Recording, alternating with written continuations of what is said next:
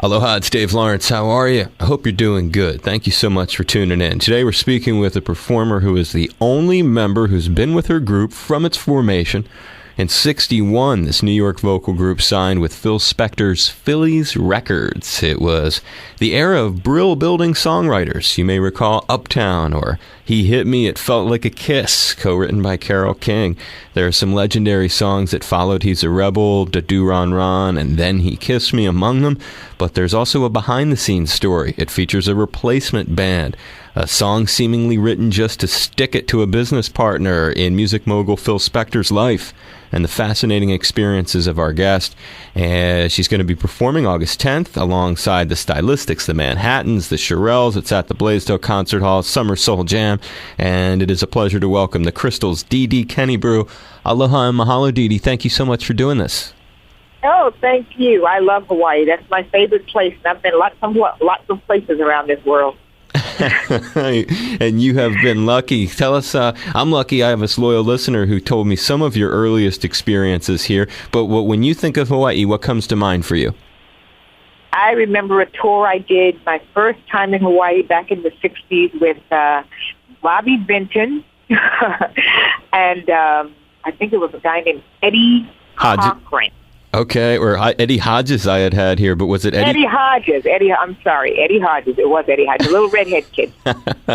And then the safaris too, right? Oh, yes. And I've been there a few times since, and I think the last time was about 6 years ago with Dion DiMucci headlining. Right, yeah, that was good memory. That was August 2004 with Dion, Bobby V, the Diamonds, among others.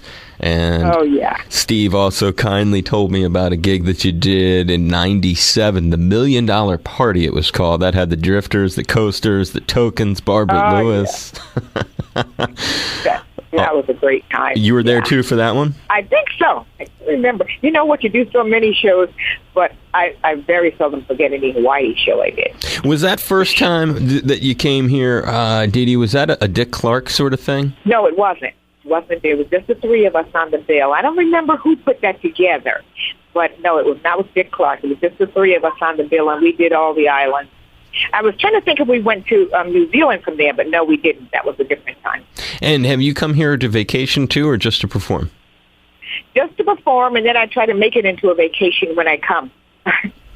Sometimes we come on the way back from Australia and also back from New Zealand, which is the same difference, just about, on the same route.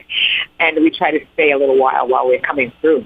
Are you based on the East Coast still these days, or are you West Coast? Yes, we're still on the East Coast, so that's a long trip.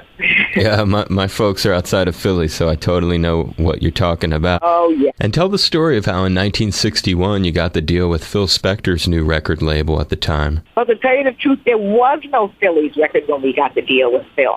He was supposed to be recording us for Liberty Records.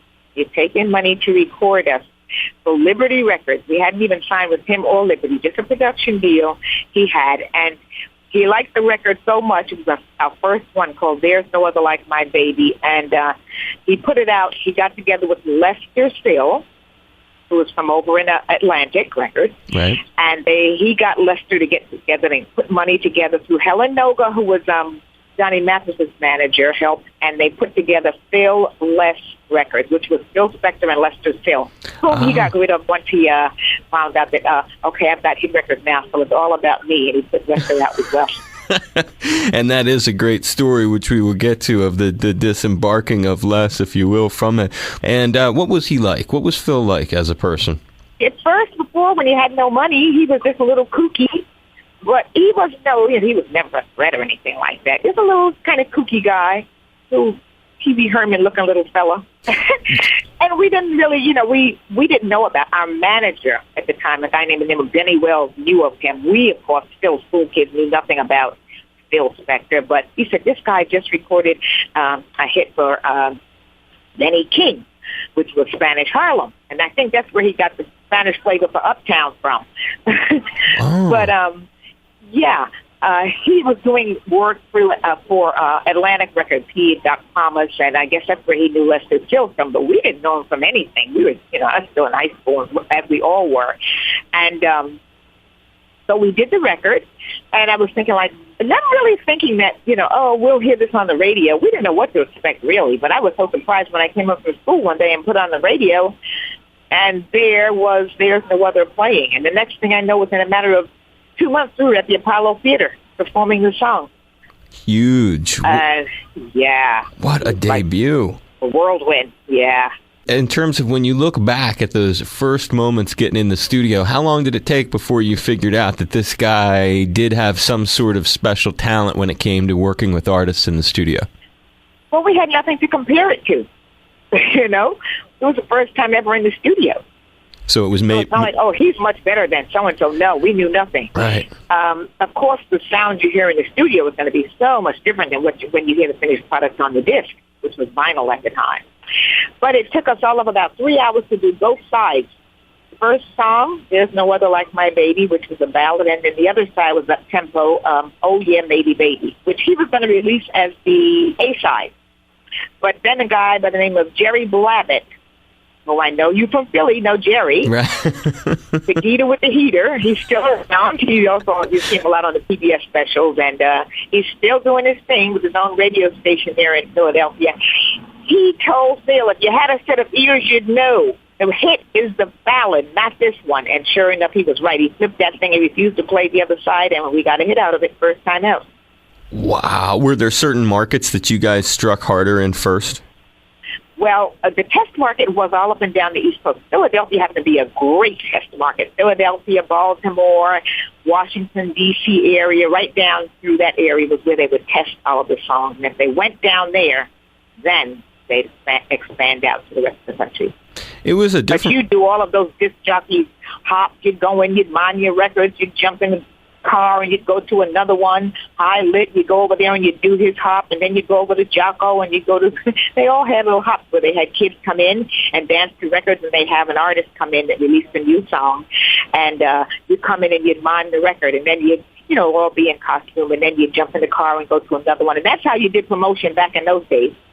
It was a real personal thing, I was going to say, that the way it worked, and you just explained it so well. And a lot of those, explain those appearances where you'd show up at the hop and sort of promote it. Yes, that's exactly how you did it. And would you play live at it or just sort of do an interview? Nope. You'd be in and out. We might do 3 or 4 of those a night. Wow, so it's just a quick appearance, say hi. Quick appearance, jump in the car, and you'd go. And, of course, once you got airplay, then you do Dick Clark, American Bandstand. And then there was one called Buddy Dean, I think, out of Baltimore. And you do this, you the live TV shows, but you got a little more coverage. Then you do the Dick Clark stars on the tour. Were there any TV appearances that really stick out to you as like a learning experience where you were like, wow, I can't believe this is how it actually is on TV? Well, you know what? The first one is always your first impression, because when we got to the American Bandstand, it was like, oh, my gosh, this studio is really small, because it doesn't look that small on TV. And I had a little poodle. She was a little baby toy poodle, Gigi. And Dick Clark says, I think you've got a little guest in the back. And they brought Gigi out on stage, and I'll never forget, they brought my little poodle out. It was so cute. Anyway, yeah, that was the first one, really, because like I said, you were so surprised because I had watched it as a kid myself. I'd been watching, American Bandstand every day. You come home from school, you put on the TV, and now you're on the show. And I'm like, oh, my goodness, this studio is really tiny because it looks bigger. Did you build a relationship at all with him over the years? Oh, we worked with him many times, yes. We worked with him many. Sometimes we were with him on one particular tour that went literally from like almost Maine all the way over to Hawaii. Wow, so you did all summer long. Did do a bunch of touring with him, huh? That is cool. Oh yeah. We did a lot of touring with him. That's a lucky experience. Some of the instrumental people that you got to work with. And one of those people, I'm just curious if you got to interact with her at all in the early years, Carole King. Yes, lots. What was in the early years? She wrote quite a few things on our first album, the Uptown album. Mm-hmm. She did, but she was kind of like into a really kind of down, I call it down, because a lot of her stuff had minor chords in it at that time. And she wrote songs like Please Hurt Me and If You Have to Hurt Somebody, Please Hurt Me, and all kind of sad stuff. I'm like, oh my goodness. And I didn't think about it at the time. And I'm like, when I look back, I'm like, I wonder what was going on in her life. At that time, it was Carole King and Jerry Goff and her husband. They were writing stuff together. Right, that would influence that tone. That's interesting. And also, a lot of her most well-known stuff shares that, I guess you would think. The minor keys, the really serious, So Far Away, things that just... Right, you're so far away. Yeah. And Another Country, Another World. Everything was a sad girl. He's from another country, living in a different world. I'm like, my goodness. Of course, at the age of 14, 15 years old, you don't think much about that stuff. Yeah, she was ahead of her time, huh? But she would sing the song and show you how the song went. For being so young to have such serious themes in her mind. Well, she was married already at the time and had a little boy. So I guess that'll do it, huh? Yeah. I don't know. Was the little boy the marriage or just, I don't know. Back in those days, it was the sacrificial wife or girlfriend. I guess, I don't know. Right, that's a way to look at it. When you think about there's this great story for in terms of the history of the band. It's a weird chapter. Phil Spector said to have used a replacement version of the Crystals with Darlene Love and the Blossoms for "He's a Rebel." Were you on that single, or was that not even the Crystals? It was not even the Crystals, and I'm going to tell you how it came about. Now, a little bit earlier, we were already had 2 hit records, right, and an album, and we're touring. And we had started to rehearse the song, and which he brought to us to learn. And then we went on tour, and he says he did it because Vicky Carr was another singer who was putting that song out ahead of, about a week or so before we got it out. But we're doing it all of a sudden. We're in the car, and we're on tour, and we play the radio, and the Crystals played a song. I think he did it not because of the song, which it may have been because of something, because at that point he was really getting full of himself. But remember, he was getting rid of Lester. He was getting rid of anybody that he was going to have to pay money to. He wanted it all. And we were pretty much bugging him because he hadn't paid us any money. He didn't pay us for the first hit. He didn't pay us for the second hit. He didn't pay us anything on the album. And we're like, and then he sneaks up to California, and the next thing you know, you've got another record out where you certainly can't do your record. We didn't know who the people were. Never heard of them, but we were, mortified. Mortified. I can imagine. But Phil Spector cared about nobody. At that point, he cared about nobody because he had his label, he had his hit, he was picking up a few more artists like the Ronettes, and I think Bobby Sox and the Blue Jeans, which came out of that group that he used in California. But, people always say, Darlene was part of the band. I said, why would we suddenly need a singer from the West Coast? We lived all the way in New York. Right. You already had hits. Why did we suddenly have to all of a sudden now need a replacement? We didn't. He did because he didn't want to pay us. He paid him $3,000, and that was the end of that. It was studio singers. They sang for everybody. Yeah, so what you're saying is... It's a pretty lousy thing to do. You're saying is he just cut them some short money and then pocketed the rest on that. Exactly. That's exactly. And if you don't know that's true, you can... I read a book that a friend of mine gave me that Darlene Love wrote. And she says, he gave me $3,000. Gave me $3,000. I went to the studio and did it. Well, they did. And that was great money for a studio thing. She says, I didn't even like the song because I thought this thing's going nowhere. And, but then when she saw it then she was like, oh, my gosh, But we were on a roll. I'm going to tell you that much. We were already on a roll. And the proof of the pudding is after he pulled his stunt, we went back in the studio with him, realizing we have no recourse. We can't tell him we're not going to go in the studio because you aren't paying us. Because he had us under a type of a contract where he could do what he wanted for the duration of that contract with that name. So we had no recourse. Man. So with the run and the rest, there we were.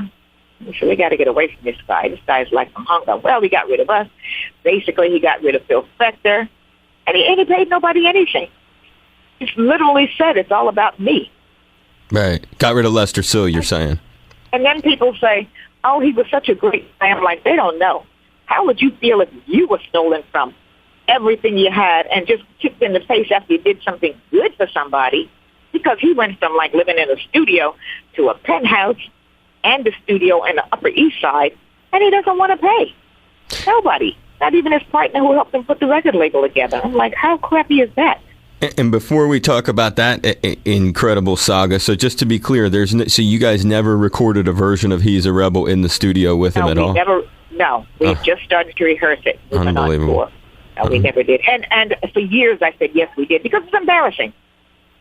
But it's nothing we did. It's just like a poor girl who gets raped and she's afraid to tell. Totally.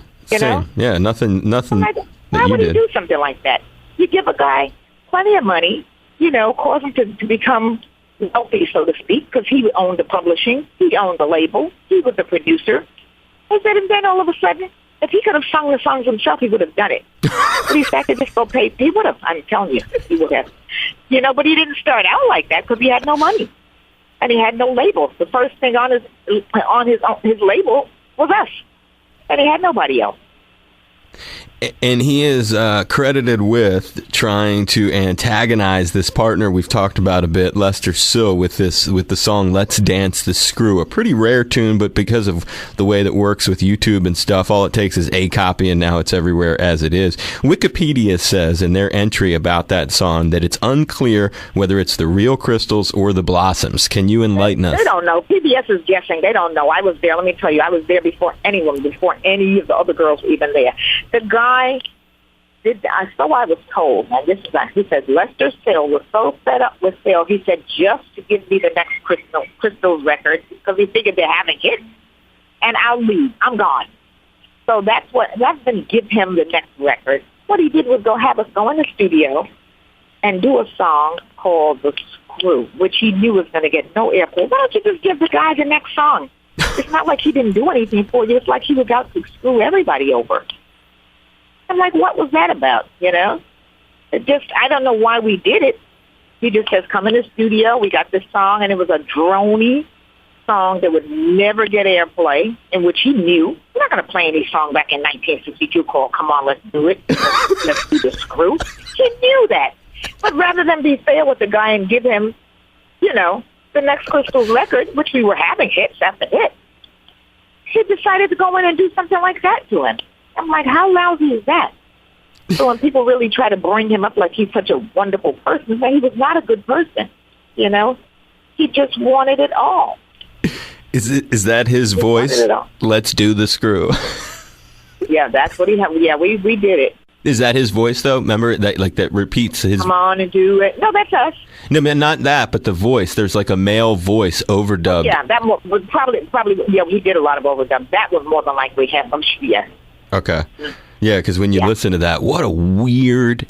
There's two versions. There's the A side and the B side, I guess, or part one, part two, however you think of it. And then there's that gets all slowed down. What a strange thing to do. I mean... well, consider the source. I mean, when I died... We were kids. We were just happy-go-lucky kids. We were 14. In fact, one girl joined us on the second record. She was 14. I was 16. The other girls were 17. No, everybody's still in school. We don't know anything about business, but we know we should be paid for hit records. Of course. Brains to know that. But we never got anything out of this guy. Whatever happened to Lester?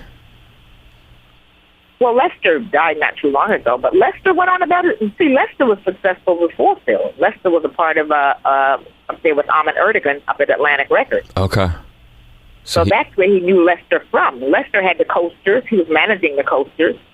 I don't know if he did any production with the Coasters, but I know he was up there with the Coasters, and he handled them. He handled them for many, many years, and they had hit records. So Lester was an older guy compared to Phil, who was probably in his early 20s at the time. So he knew his way around a lot better.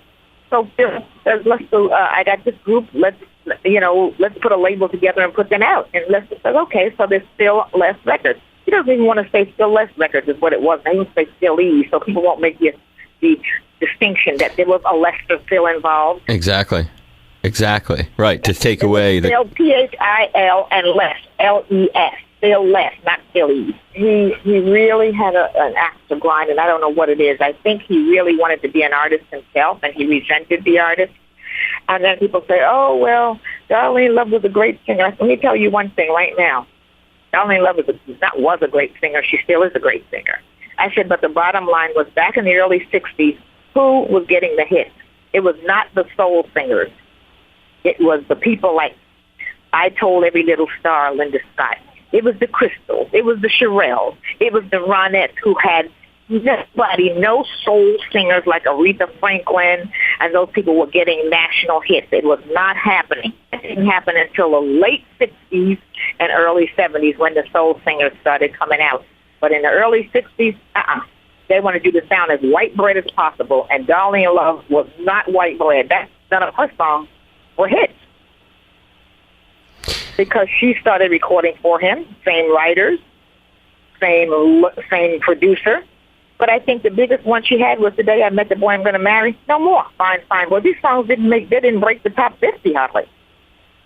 Like, they just were not buying soul singers at that time. They didn't start buying soul singers until much later in the 60s. But even the acts like Doris from the Shirelles, who had a more soulful voice, she got one hit dedicated to The One I Love. Okay, all of the rest was Shirley. Shirley is not a soul singer. She's a white bread singer. That's what they wanted. That's what they were buying. They were buying Leslie Gore. They were buying the Singing Nun. They were buying the Crystals. They were not buying this. If you look at at the charts back in those days, there was not one singer on there that was a national artist that sang soulfully. None of them. So that's probably why she never got any hits. What a different time. She probably would have later, when Aretha came out, around the 70s and that sort of thing, and it started to break. But early in the 60s, no, not one. You can't tell me one soul singer that was out in the early 60s. I'd say even before, like, 66 even. That's a great timeline, the way you paint that picture. What a pioneering era it was for you guys. Never had been done. Different whole thing. What do you remember most? Yeah. What do you remember most fondly of Da Do Run Run and Then He Kissed Me? The sessions for those. I remember. You know what? We didn't particularly like a lot of the stuff he brought us, but we did like those. We did like those. And what we didn't like about some of the early ones, like the Uptown, it was kind of like a down sort of a song, Mm-hmm. And so we didn't like that. But we did like, now, a couple of things he missed. We were on the road when we had started rehearsing Chains, which the Cookies put out. Mm. And that would have been ours. We had started to rehearse that. That was a Carole King tune. She had started showing us how it goes. But look, we were pretty busy at that time on the road. And also, It's My Party was supposed to be us, too, because she had written that. She didn't even finish it. And she hadn't even made it up-tempo yet. She had it like a ballad. It's My Party, and we had started rehearsing that. And that would have been ours, too. Some of the stuff he missed, people say he never. I said, nah, we had a couple of bloopers in there where he really, like one called Almost Grown, and it didn't do anything. It was too overproduced. Another one called All Grown Up, too overproduced. So he wasn't hitting all the time, but he knew when we got it out there and it didn't pop right away, he'd pull it out and put something else out so it looked like he never had a failure. What an endurance, though, that some of those tunes have had all these years later when you think of the ability to transcend generation after generation. That's the amazing part. Never did I think these things that at this age I'd still be running around singing Da Do Run Run. Never. I had never seen a show till we were on one. That's the first show I ever saw. Never been in a recording studio, none of us.